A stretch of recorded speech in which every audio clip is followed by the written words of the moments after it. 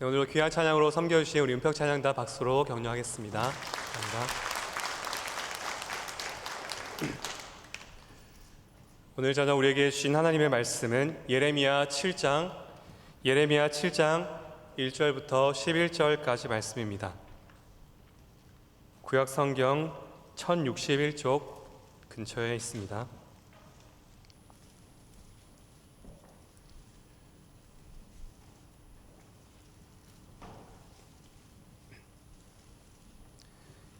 예레미야 7장 1절부터 11절까지 말씀 제가 봉독하겠습니다. 여호와께로부터 예레미야에게 말씀이 임하니라. 이르시되 너는 여호와의 집 문에 서서 이 말을 선포하여 이르기를 여호와께 예배하러 이 문으로 들어가는 유다 사람들아, 여호와의 말씀을 들으라. 만군의 여호와 이스라엘의 하나님께서 이와 같이 말씀하시되 너희 길과 행위를 바르게 하라. 그리하면 내가 너희로 이곳에 살게 하리라. 너희는 이것이 여호와의 성전이라 여호와의 성전이라 여호와의 성전이라 하는 거짓말을 믿지 말라.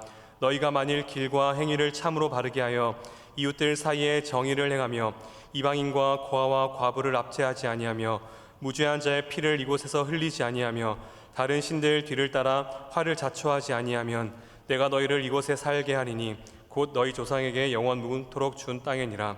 보라, 너희가 무익한 거짓말을 의존하는도다. 너희가 도둑질하며 살인하며 간음하며 거짓 맹세하며 바알에게 분향하며 너희가 알지 못하는 다른 신들을 따르면서 내 이름으로 일컬음을 받는 이 집에 들어와서 내 앞에 서서 말하기를 우리가 구원을 얻었나이다 하느냐. 이는 이 모든 가증한 일을 행하려 함이로다. 내 이름으로 일컬음을 받는 이 집이 너희 눈에는 도둑의 소굴로 보이느냐. 보라, 나 곧 내가 그것을 보았노라. 여호와의 말씀이니라. 아멘. 여러분, 주일 아침마다 어떤 마음으로 교회에 오십니까? 주일 아침마다 예배당으로 오시는 우리 성도님들을 인사할 때 참 밝은 모습으로 은혜를 기대하며 교회로 들어오십니다. 물론 간혹 아내에게 끌려서 오는 것 같이 보이는 분들도 계시긴 합니다. 그러나 참 이렇게 주일마다 성도들이 설레는 마음으로 이제 성경책을 들고 교회로 오고 있는데, 교회 문 앞에서 한 사람이 이렇게 외치고 있다고 한번 생각해 봅시다. 여러분, 여기서 예배 드려도 소용없습니다. 이곳에서 드리는 예배를 하나님이 받지 않으실 것입니다. 여러분은 예배 드려도 결국 다 망할 것입니다. 지금 예배 드리러 교회 왔는데 이런 얘기를 들으면 얼마나 황당할까요? 저도 솔직히 마음이 불편하고 도대체 저 사람 누구야? 왜 저래? 라고 이상하게 생각할 것입니다. 솔직히 화도 좀 날 것 같은데요. 그런데 지금 예레미야가 하고 있는 일이 바로 이와 같습니다. 예레미야는 성전문 앞에서요, 성전을 향해 들어가는, 예배하러 가는 사람들에게 지금 이 말씀을 선포하고 있습니다. 그런데 조금 이상한 사람의 조금 이상한 그런 해프닝 정도가 아니라요, 문제는 이 말씀을 전하라고 하신 분이 바로 하나님이시라는 겁니다. 1절과 2절을 보시죠. 1절과 2절 제가 읽겠습니다. 여호와께로부터 예레미야에게 말씀이 임하니라. 이르시되 너는 여호와의 집 문에 서서 이 말을 선포하여 이르기를 여호와께 예배하러 이 문으로 들어가는 유다 사람들아, 여호와의 말씀을 들으라. 당시 백성들을 향한 하나님의 말씀이 선지자 예레미야에게 임했고요, 그 예레미야는 그 말씀을 받아서 하나님의 말씀에 순종해서 그 말씀을 선포합니다. 2절에 보시면 여호와의 집 문에 서서, 여호와의 집 문에서 성전 안뜰로 들어가는 그 성전 문에서 이 말씀을 선포하고 있습니다. 예배하러 성전에 가는 사람들은 그 문을 통과할 텐데요, 그래서 예배하러 모든 사람들은 이 예레미야의 충격적인 설교를 들었을 것입니다. 성전을 향해 설레는 마음으로 예배하러 온 이들을 향해서 그 성전에서 예배하는 것이 얼마나 헛된 일인지를 다른 곳도 아닌 성전 입구에서, 성전 문에서 정면으로 선포하고 있는 것이죠. 그 설교의 내용이 오늘 3절부터 15절까지 이어지는 말씀입니다. 오늘 이 시간에는 11절까지만 볼 텐데요, 이 말씀을 통해서 하나님께서 우리에게 진정으로 요구하시는 모습이 무엇인지, 우리 신앙의 본질이 무엇인지를 함께 고민해보고 우리 자신을 돌아보는 시간이 되었으면 좋겠습니다. 예레미야가 성전 문에서 선포했던 이 충격적인 설교를요, 두 부분으로 나눌 수 있습니다. 먼저는요, 3절과 4절, 3절과 4절인데요. 이것은 이제 백성들을 향한 하나님의 요구가 무엇인지를 간결하게 말해주고 있고요. 이어지는 5절부터 11절까지는 이제 3절과 4절에서 선포한 내용을 부연해서 설명해 주고 있습니다. 그렇다면 하나님께서 그 성전 문에서 예레미야를 통해서 선포하신 말씀, 그 말씀에서 백성들에게 요구하신 것은 무엇일까요? 두 가지를 말하는데요. 3절과 4절을 보시죠. 3절과 4절 한 절씩 교독해 보시겠습니다. 3절 제가 읽겠습니다.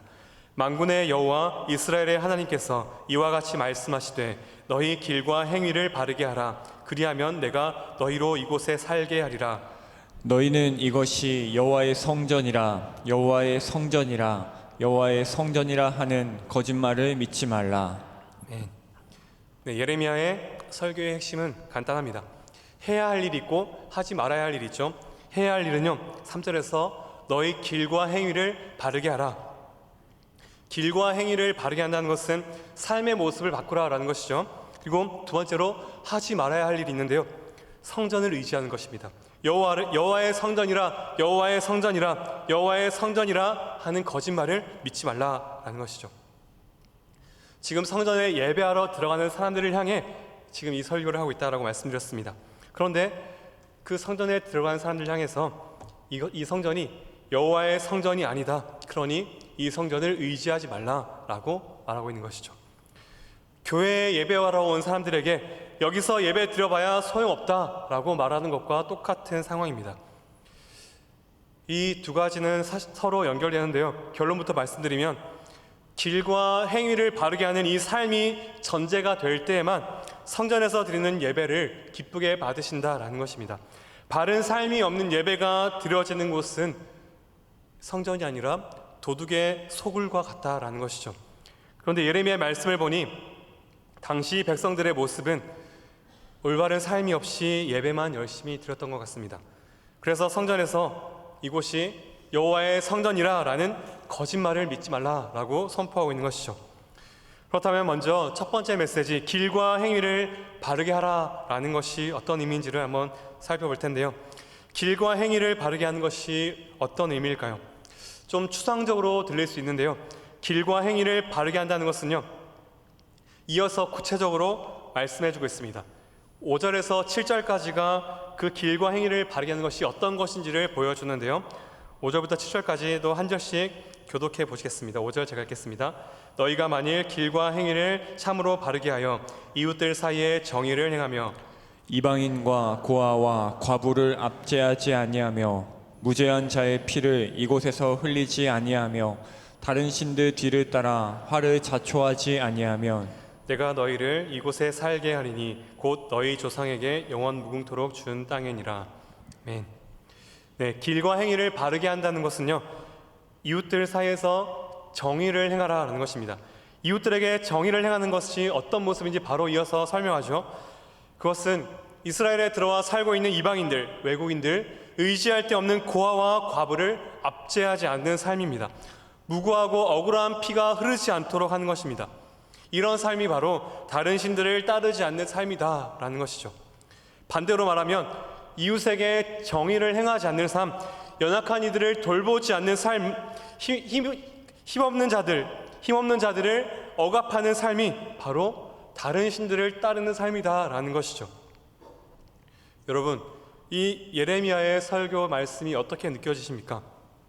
이 순서가 참 중요한데요. 우리는 하나님의 뜻대로 살자, 길과 행위를 바르게 하자라고 할 때 먼저 열심히 교회에 와서 예배드리고 예배 참석하고 기도에 참석하고 성경 보고 봉사하고 전도하는 삶을 떠올립니다. 물론 너무 귀한 일들이지만 성경은 그것부터 말하지 않습니다. 길과 행위를 바르게 하는 것은요, 공적인 영역에서 일상생활에서 사회적 윤리적 책임을 다하는 삶을 말합니다.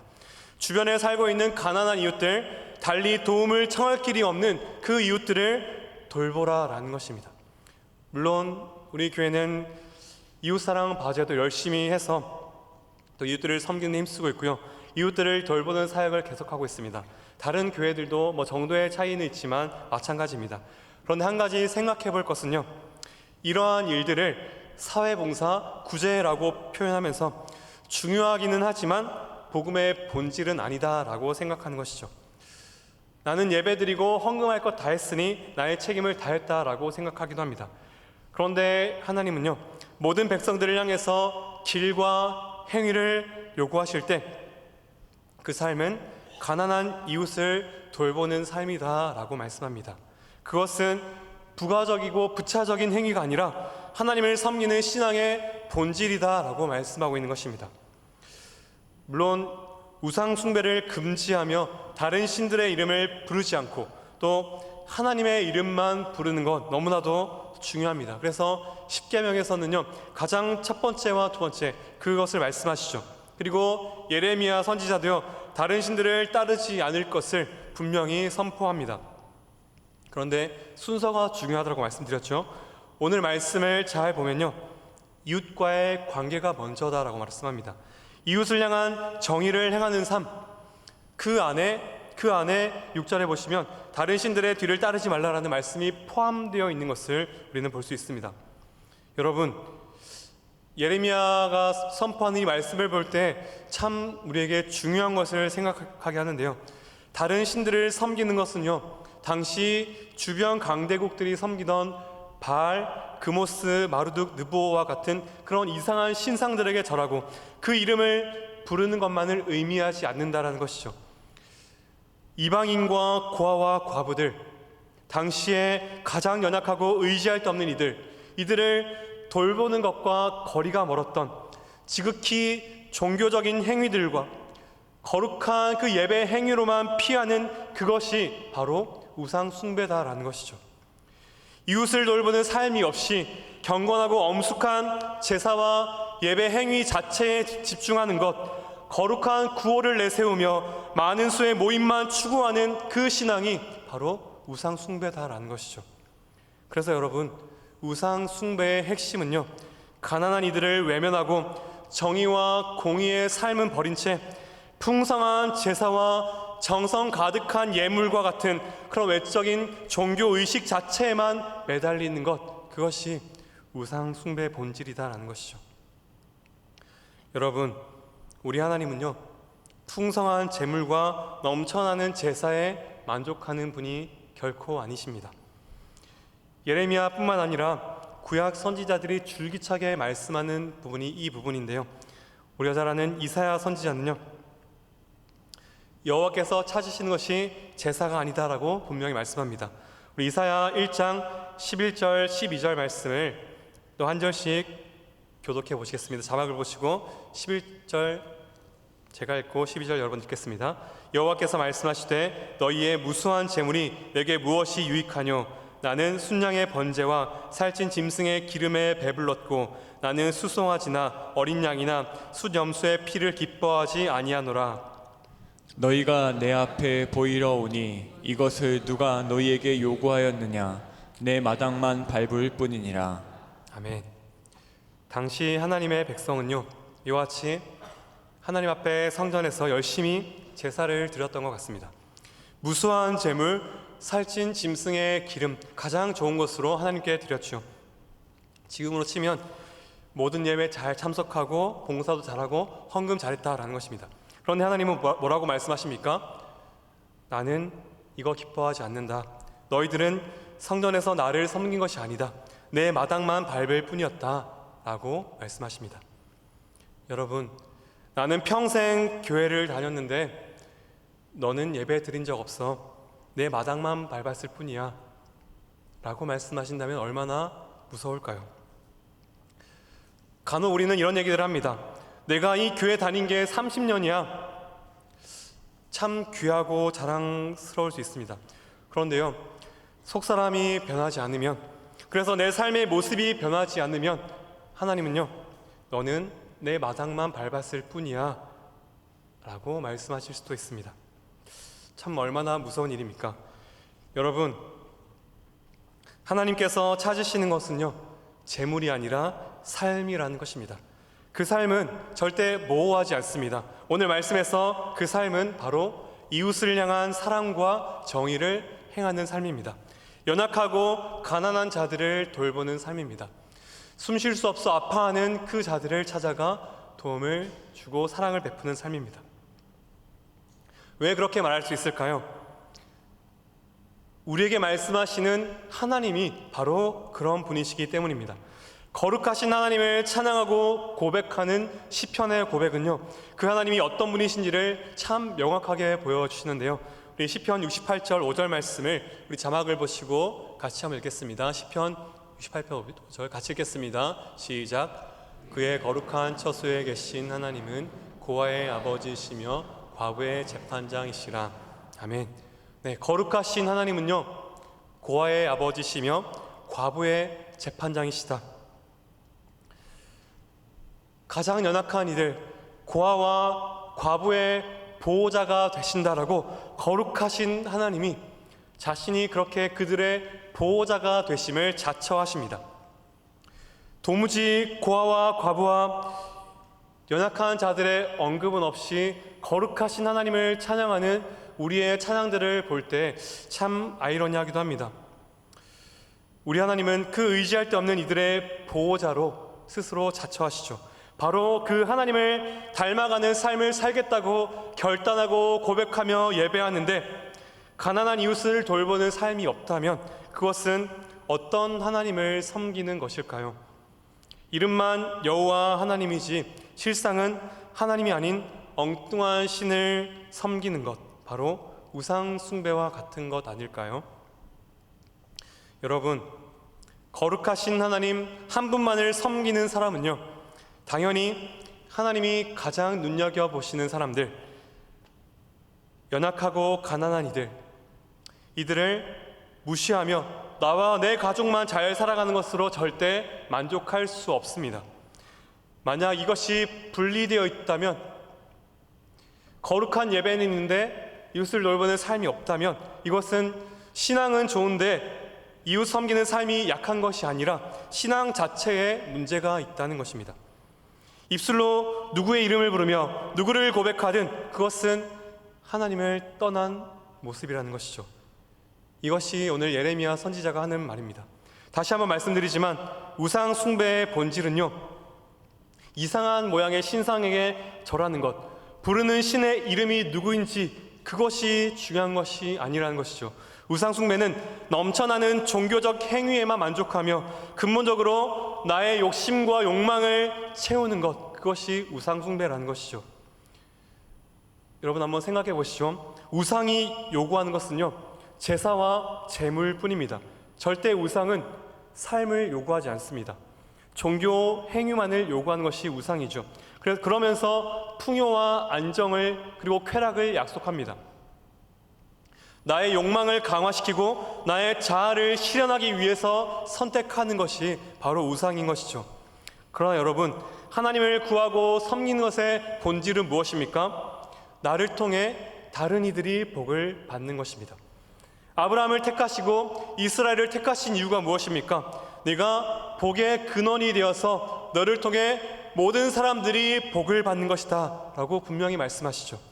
이스라엘이 제사장 나라가 되어서 너를 통해서 열방이 하나님의 빛을 보고 그들이 복을 누리게 하는 것, 이것이 이스라엘을 택하신 하나님의 목적인 것이죠. 한마디로 복의 저수지가 아니라 복의 통로가 되라고 말씀하시는 것이죠. 그런데 우리는 나를 통해서 흘러가는 복의 통로를 다 막아버리고 복의 저수지가 되려고 할 때가 얼마나 많은지 모르겠습니다. 그래서 훗날 예수님이 말씀하시죠. 하나님과 재물을 겸하여 섬길 수 없느니라. 가장 무서운 우상은요, 우리의 욕망의 총화와 같은 바로 재물, 돈이기 때문입니다. 이 시대에 많은 이들이 영적 전쟁을 이야기하는데요, 그래서 한국교회는 이 시대를 보며 이슬람의 확산을 막고 또 동성애와의 전쟁을 선포하며 열심을 내고 있습니다. 그런데 오늘 말씀에 따르면 우리가 가장 경계하고 가장 먼저 싸워야 할 우상은요, 종교심을 고취시키는 경건하고 엄숙한 예배만 강조하면서 우리 안에 있는 욕심과 욕망을 부추기는 모습입니다. 지극히 거룩한 구호와 근사한 종교 행위만 있고 고아와 과부와 나그네를 돌아보지 않는 삶이야말로 우리가 싸우고 배격해야 할 우상 숭배라는 것이죠. 지금 우리 시대의 가장 강력한 적이 동성애 차별금지법인지 저는 잘 모르겠습니다. 물론 중요하죠. 너무나도 중요합니다. 저도 동성애와 동성혼의 법제화를 반대합니다. 동시에 정의와 공의가 실종된 교회와 사회의 불의한 기득권층들에 대해서도 저는 반대합니다. 예레미야 시대 이스라엘에게나 지금의 우리 교회에게나 가장 강력한 적은 재물, 돈으로 구체화된 우리의 욕망이라는 것입니다. 그 욕망을 부추기며 개인의 풍요와 성공과 안정을 추구하는 것을 정당화시키고 합리화시키는 모습들, 복의 통로가 아니라 복의 저수지가 되기를 추구하는 것이 당연한 것처럼 여기는 모습들, 바로 교회 안에 깊이 들어와 있는 우상 숭배의 모습이 우리의 가장 큰 적이라는 것입니다. 여러분, 오늘 예레미야가 전하는 이 말씀을 통해서 우리 자신을 돌아보았으면 좋겠습니다. 우리가 드리는 예배는 삶으로 이어지고 있습니까? 우리는 길과 행위를 바르게 하며 우리 주변의 이웃들을 돌아보고 섬기고 있습니까? 여러분, 오늘 말씀을 따라 우리가 길과 행위를 바르게 하며 나의 풍요와 안정만이 아니라 복의 통로로 살고자 했으며 가난하고 연약한 이들의 필요에 관심을 가지고 또 이들에게 우리에게 주신 은혜를 흘려보내며 이웃들 사이에서 정의를 행하는 저와 여러분들 되시기를 간절히 기도합니다. 예레미야의 두 번째 메시지는요, 이곳이 여호와의 성전이라는 거짓말을 믿지 말라라는 것입니다. 앞서 말씀드린 대로 교회 안에 들어와 있는 우상 숭배의 모습은 예레미야 당시에도 성전 안으로 깊숙이 들어와 있던 이웃을 향한 사랑이 없는 종교 행위, 풍성한 제사와 제물이었습니다. 예배 행위에만 치중하는 그 모습이 가득했기에 지금껏 말씀드린 것처럼 이름만 여호와 하나님을 섬겼지 실상은 자신들의 힘과 욕망의 우상을 섬겼던 것입니다. 그래서 사람들이 예배하러 가는 그 성전을 향해서 이곳이 여호와의 성전이 아니다, 여호와의 성전이라고 하는 거짓말을 믿지 말라라고 말하고 있는 것입니다. 삶이 없이 제사만 예배만 가득한 이 성전은 더 이상 여호와의 성전이 될 수 없다라고 말씀하고 있는 것이죠. 그 내용을 8절부터 11절까지 또 풀어서 말씀해 주고 있는데요, 8절부터 11절까지 말씀 한 절씩 교독하시겠습니다. 8절 제가 읽겠습니다. 보라, 너희가 무익한 거짓말을 의존하는도다. 너희가 도둑질하며 살인하며 간음하며 거짓 맹세하며 바알에게 분향하며 너희가 알지 못하는 다른 신들을 따르면서 내 이름으로 일컬음을 받는 이 집에 들어와서 내 앞에 서서 말하기를 우리가 구원을 얻었나이다 하느냐, 이는 이 모든 가증한 일을 행하려 함이로다.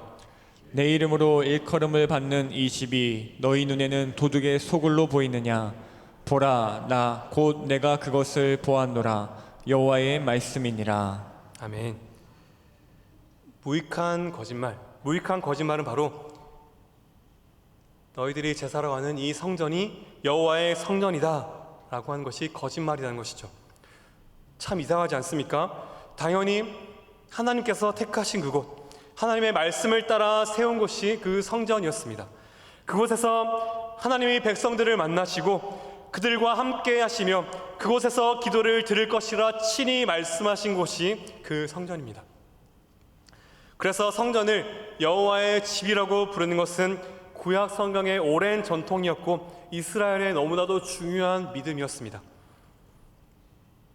그래서 실제로 예레미야 100여 년 전에 히스기야 왕 때는요, 사네립이 침공했을 때 바로 그 성전에서 히스기야가 하나님께 기도했고 그 성전에서 기도할 때 하나님께서 들으셨습니다. 그렇게 구원을 약속하셨고 그 성전에서 기도한 대로 하나님은 그 성전을 보호하셨고 그들을 지키셨습니다. 그런데 그 기억이, 그 은혜의 기억이 이웃 사람들에게는요, 이 성전이 있으니 우리는 괜찮아, 이 성전에서 예배드리니 하나님이 우리를 지켜주실 거야, 이 예배가 있는 한 우리는 괜찮을 거야, 이런 안일한 믿음으로 바뀐 것이죠. 여호와 하나님께서 백성들 가운데 거하시는 이 성전이 여호와의 성전이라는 이 고백은 사실 너무도 귀한 복이고 진리였습니다. 그런데 이런 믿음도 살아계신 하나님께 대한 순종과 상관없는 이 잘못된 확신을 준다면 그것이 거짓말이 된다라는 것이죠. 그것이 여호와의 성전이라는 말 자체는 사실이지만 그릇된 삶을 고치지 않으면 거짓말이 된다라고 말하는 것이죠. 그릇된 삶은 바로 가난한 이웃을 돌보지 않는 삶이고 이웃의 억울함에 귀를 기울이지 않는 삶. 그래서 그 성전은 여호와의 성전이 될 수 없다라고 말하고 있습니다. 그들의 행실이 어떠했는지, 그들의 그릇된 행실이 어떠했는지를 9절과 10절에서 말했는데요. 도둑질하며 살인하며 간음하며 거짓 맹세하며 바알에게 분향하며 다른 신들을 따랐습니다. 길과 행위를 바르게 하는 삶과는 정반대였죠. 그런데 성전에 와서는 뭐라고 말합니까? 10절 중간쯤에 보시면 우리가 구원을 얻었습니다. 우리가 구원을 얻었나이다 라고 확신 있게 말합니다. 하나님의 구원을 확신하는데 계속해서 자신들의 그릇된 삶을 유지하기 위해서 성전을 열심히 찾았습니다. 예배도 드리고 제물도 열심히 드립니다. 가장 귀한 제물을 드렸습니다. 그런데 삶의 방식을 고칠 생각은 없었습니다. 이런 모습을 향해 하나님은 가증한 모습이다라고 말하는 것이죠. 어떻게 이렇게 구원의 확신이 흔들리지 않고 견고했을까요? 당시 성전의 모습이나 오늘날 교회의 모습이나 구원의 확신이 난무하는 것은 비슷한 것 같습니다. 물론 우리는 복음의 말씀을 통해 구원의 확신을 가져야 합니다. 그러나 말씀 몇 구절 외우고 구원을 확신하게 하는 모습과 오늘 이 말씀이 왜 이렇게 겹쳐 보일까요? 이스라엘은 스스로의 구원은 너무도 굳게 확신하며 이 성전을 가리켜 여호와의 성전이다라고 자신 있게 말하죠. 그런데 정작 하나님께서는 그 성전을 향해 뭐라고 말씀하십니까? 우리 11절 말씀 같이 한번 읽겠습니다. 11절입니다. 시작. 내 이름으로 일컬음을 받는 이 집이 너희 눈에는 도둑의 소굴로 보이느냐? 보라, 나 곧 내가 그것을 보았노라. 여호와의 말씀이니라. 아멘. 정작 하나님은 그 성전을 도둑의 소굴로 보십니다. 여러분, 세상에서 사는 동안에는 세상 사람과 똑같이 돈과 재물, 명예와 성공을 최고의 가치로 여기며 자신의 탐욕과 욕망을 위해서 나의 풍요와 안정을 위해서 살며 가난한 이들을 외면하면서도 예배당에 와서는 아름답게 찬양하고 눈물을 흘리며 기도하며 우리는 구원을 받았습니다 라고 말하는 사람들, 이들을 향해 외치고 있는 것이죠. 그런 성전을 향해서 하나님은 도둑의 소굴이다 라고 말씀하고 계십니다. 사랑하는 성도 여러분, 물론 지금 우리 교회가 당시 성전과 똑같다고 말씀드리는 것이 아닙니다. 그러나 하나님께서는 우리 안에 이런 모습은 없는지 돌아보시기를 원하십니다. 진실한 마음과 삶의 변화 없이 외적인 종교 행위에만 치중하는 사람들, 실상은 자신의 욕망을 위해 살아가면서도 예배당에 와서는 회개기도와 죄 용서를 통해 마음의 평안을 구하는 사람들, 바로 오늘 말씀에서 예레미야가 고발하는 이들의 모습을 최승호 시인의 시에서 볼 수 있는데요. 그 시의 일부분을 소개하고자 합니다. 자막 한번 띄워주시죠. 최승호 시인의 때밀이 수건이라는 시인데요. 한번 들어보시죠. 살이 얼마나 질긴지 때밀이 수건에 먼저 구멍이 났다. 주일이면 꽁쳐둔 속옷 같은 죄들을 안고 멋진 옷차림으로 간편한 세탁기 같은 교회에 속죄하러 몰려가는 양들, 세탁비를 받으라 성직자여, 때 밀어달라고 밀려드는 게으른 양떼에게 말하라, 너희 때를 이제 너희가 씻고 속옷도 좀 손수 빨아 입으라고. 여러분, 교회는 어떤 곳입니까? 여기저기 묻어있는 때들을 간편하게 처리하는 세탁기와 같습니까? 나의 부요함과 평안을 추구하고 나의 욕망을 긍정하는 삶의 방식을 유지하면서도 간편하게 때로 물든 불편한 마음을 씻어주는, 그래서 마음의 평안과 감동을 주며 죄책감을 덜어주는 그런 교회를 원하십니까? 하나님의 구원을 확신하되 삶의 방식을 고칠 생각이 없이 복의 통로가 아니라 복의 저수지로 살기를 추구하며 살아간다면, 세상과 같이 그런 이들만 대접받고 세상과 똑같이 살아간다면 그런 교회가 바로 도둑의 소굴이다라고 말하는 것이죠. 사랑하는 성도 여러분, 이곳이 도둑의 소굴이 아니라 하나님의 집, 살아계신 하나님의 임재를 누리며 예배하는 곳인 줄 믿습니다. 그래서 하나님의 말씀을 통해서 나의 욕망과 탐욕을 철저히 고백하고 회개하며 그 말씀의 검을 통하여 나의 관절과 혼과 골수를 찔러 쪼개는 고통이 있을지라도 그 말씀 앞에 진실하게 반응하며 그 말씀을 통해 나의 속사람과 나의 삶이 변화되게 하는 참된 하나님의 성전이 되기를 기도합니다. 물론 우리 모두 바쁜 삶을 살며 주변을 돌아보는 것이 쉽지 않다는 것을 잘 압니다. 일에 치이고 자녀와 가족을 돌보며 하루하루를 살아내는 것만도 버거울 때가 너무나도 많습니다. 그러나 우리를 부르신 하나님은요, 우리를 복의 통로요, 살아계신 하나님의 사랑을 우리의 삶을 통해 보여주는 하나님의 백성으로 우리를 부르셨습니다. 심지어 우리를 하나님의 성령이 거하시는 하나님의 성전이다 라고 말씀해 주셨습니다. 그래서 고아와 과부의 아버지시며 과부의 재판장이신 하나님을 섬기며 살아가는 우리는요, 연약한 이웃과 가난한 자들을 외면하지 않고 억울하고 무고한 피를 흘리는 자들의 신음에 귀를 기울이고 의지할 데 없는 이들, 도움이 필요한 이들을 향해 실제적인 섬김과 삶으로 사랑을 전해야 합니다. 그래서 참 성전에서 누리는 참된 위로와 사랑을 이웃에게 전하고 보여주는 하나님의 성전으로 살아가야 할 줄 믿습니다. 우리 하나님은 그런 삶의 예배를 기뻐 받으시며 그런 삶을 살아갈 때 이곳에서 드리는 우리의 예배가 참 예배가 되게 하실 것입니다. 사랑하는 성도 여러분, 우리가 예배하는 이곳이 삶과 예배가 분리된 도둑의 소굴이 아니라 예배가 삶으로 이어지는 참된 하나님의 성전이 되고, 그래서 우리 각 사람이 하나님의 자비와 긍휼을 보여주고 증거하는 하나님의 성전으로 살아가는 은혜가 저와 여러분들에게 있으시길 간절히 축원드립니다. 아멘. 우리 함께 찬양